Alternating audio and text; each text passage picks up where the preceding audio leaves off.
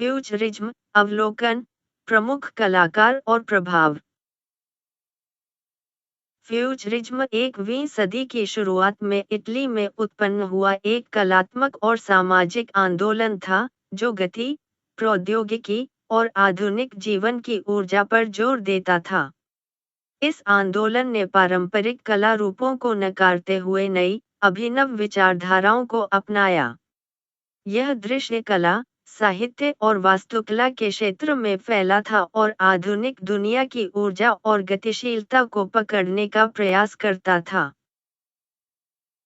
Futurism के मुख्य बिंदु। उत्पत्ति और घोषणा। फ्यूचरिज्म का प्रारंभ 20 फरवरी 1909 को हुआ, जब इटली के कवि फिलिप्पो टोमासो मारिनेटी ने ले फिगारो, पेरिस में अपने फ्यूचरिज्म का घोषणा पत्र प्रकाशित किया। इस घोषणा पत्र में मारिनेटी ने पुराने कलात्मक परंपराओं और संस्थाओं, जैसे म्यूजियम और पुस्तकालय, को नष्ट करने का आह्वान किया और प्रौद्योगिकी, परिवर्तन और हिंसा का उत्सव मनाने की बात की। उन्होंने गति, शक्ति और मशीनों की सुंदरता की प्रशंसा की और युद्ध और संघर्ष को परिवर्तन के एजेंट के रूप में देखा। मुख्य विचार। प्रौद्योगिकी, गति, ऊर्जा और आधुनिक जीवन की गतिशीलता पर जोर।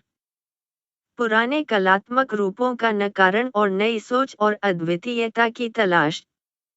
हिंसा और युद्ध को एक शक्ति के रूप में सम्मानित किया। फ्यूचरिज्म का दृश्य कला पर प्रभाव। फ्यूचरिज्म का दृश्य कला, विशेषकर चित्रकला और मूर्तिकला, पर गहरा प्रभाव पड़ा। क्यूबिज्म से प्रेरित होकर, फ्यूचरिस्ट कलाकारों ने गति, द्रुतता और आधुनिक जीवन की ऊर्जा को चित्रित करने का प्रयास किया। प्रमुख कलाकार। उम्बर्टो बोक्कियोनी एक महत्वपूर्ण फ्यूचरिस्ट चित्रकार और मूर्तिकार थे, जिन्होंने गति के विचार को अपने काम में व्यक्त किया। उनकी मूर्ति unique forms of continuity in space 1913 मानव रूप को गति के विभिन्न रूपों में प्रस्तुत करती है। जियाकोमो बल्ला, उनकी painting dynamism of a dog on a leash 1912 में एक कुत्ते के चलते हुए पैरों को कई चित्रों के रूप में दिखाया गया है, जिससे गति का एहसास होता है। कार्लो कर्रा और जिनो सेवरीनी भी प्रमुख फ्यूचरिस्ट कलाकार थे, जो गतिशील रूपों और चमकदार रंगों के साथ प्रयोग करते थे। फ्यूचरिस्ट चित्रकला की तकनीक। फ्यूचरिस्ट चित्रकारों ने खंडित और विभाजित रूपों और विभिन्न दृष्टिकोणों का उपयोग किया ताकि वस्तु की गति और परिवर्तन को व्यक्त किया जा सके। इन पेंटिंग्स में तेज और जीवंत रंग होते थे, और इनके रचनात्मक रूप में लयात्मक गतियां और उग्र गतिशीलताएं होती थीं, जो कि क्यूबिज्म से भिन्न थीं। मूर्तिकला। बोक्कियोनी की मूर्तियां, जैसे development of a bottle in space 1912, वस्तुओं को ठोस रूप में नहीं, बल्कि गति और स्थान में उनके विभिन्न रूपों के रूप में प्रस्तुत करती थीं। वास्तुकला। एंटोनियो सेंटेलिया एक फ्यूचरिस्ट वास्तुकार थे, जिनकी शहरी योजना और आधुनिक उच्च इमारतों के डिजाइन ने 20वीं सदी के शहरी नियोजन को प्रभावित किया। फ्यूचरिज्म का साहित्य में प्रभाव। फ्यूचरिज्म का एक महत्वपूर्ण पहलू साहित्य था, जहां लेखक पुराने रूपों और शब्दों को नकारते हुए नई भाषा विकसित करने का प्रयास कर रहे थे, जो आधुनिक जीवन की गति और कठोरता को व्यक्त कर सके। मारिनेटी का प्रभाव। मारिनेटी के फ्यूचरिस्ट साहित्य के घोषणा पत्र में वाक्य रचनाओं और ग्रामर को नष्ट करने की बात की गई थी, और एक नई साहित्यिक भाषा, WORDSINFREDOM, परोल इन लिबर्टा, का निर्माण किया गया।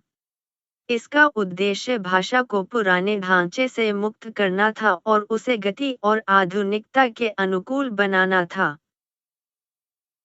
नई साहित्यिक शैलियाँ। फ्रीवर्ड पोएट्री, यह कविता पारंपरिक व्याकरण और संरचना को नकारते हुए नए अर्थ और लय उत्पन्न करती थी। परोल इन लिबर्टा, यह एक नई प्रकार की कविता थी जो ध्वनियों और अर्थों के साथ मुक्त रूप में शब्दों का उपयोग करती थी। मारिनेटी की युद्ध कविता। मारिनेटी की कविताएं, विशेषकर उनकी युद्ध रिपोर्टिंग से प्रेरित, फ्यूचरिस्टों के लिए युद्ध, हिंसा और विनाश को सांस्कृतिक और कलात्मक पुनरुत्थान के रूप में देखने का एक तरीका थीं। उनकी कविता ZNGTUMB 1914 युद्ध के ध्वनियों और लयात्मक शब्दों का उपयोग करती है। रूस में फ्यूचरिज्म।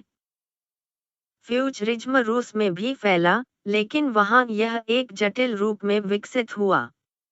रूस में फ्यूचरिज्म के कई खंड थे, जैसे एगो फ्यूचरिस्ट, क्यूबो फ्यूचरिस्ट और हाइला। जबकि रूस के फ्यूचरिस्ट अपने इटालियन समकक्षों से प्रेरित थे, उनका ध्यान मुख्यतः भाषा और एटिमोलॉजी पर था, न कि मशीनों और युद्ध पर।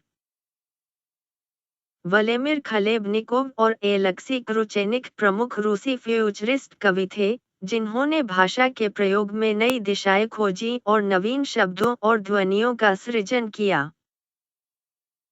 व्लादिमीर मयाकोव्स्की, रूस के सबसे प्रसिद्ध फ्यूचरिस्ट कवि थे, जिनकी कविताएं और नाटक फ्यूचरिज्म की चुनौतीपूर्ण और विपरीत परंपरा को प्रस्तुत करती थीं। फ्यूचरिज्म का पतन और धरोहर। प्रथम विश्व युद्ध के बाद फ्यूचरिज्म का प्रभाव घटने लगा, खासकर युद्ध के बाद के समय में। बोक्कियोनी की मृत्यु और युद्ध के विनाशकारी प्रभावों ने इस आंदोलन को एक निर्णायक मोड़ पर ला दिया। इसके बाद फ्यूचरिज्म विशेष रूप से फासीवाद से जुड़ा, क्योंकि मारिनेटी और उनके सहयोगियों ने मुसोलिनी के शासन से समर्थन प्राप्त किया। फिर भी फ्यूचरिज्म ने कला और संस्कृति पर गहरा प्रभाव छोड़ा। इसने दादा, कंस्ट्रक्टिविज्म, सुरियलिज्म और एब्स्ट्रैक्ट कला जैसी बाद की आंदोलनों को प्रभावित किया। फ्यूचरिज्म का आंदोलन समाप्त होने के बावजूद, इसकी विचारधारा और शैली आज भी आधुनिक कला और सांस्कृतिक अभिव्यक्तियों में जीवित हैं। सारांश। फ्यूचरिज्म एक साहसी और क्रांतिकारी आंदोलन था जिसने अतीत से मुक्त होकर गति, आधुनिकता और प्रौद्योगिकी का उत्सव मनाया। इसके दृश्य कला और साहित्य में अभूतपूर्व प्रयोग थे, जो आज भी कलाकारों और विचारकों के लिए प्रेरणा का स्रोत बने हुए हैं। यद्यपि इसका प्रभाव बाद में फीका पड़ा, फ्यूचरिज्म की धरोहर आधुनिक कला के कई रूपों में स्पष्ट रूप से देखी जा सकती है।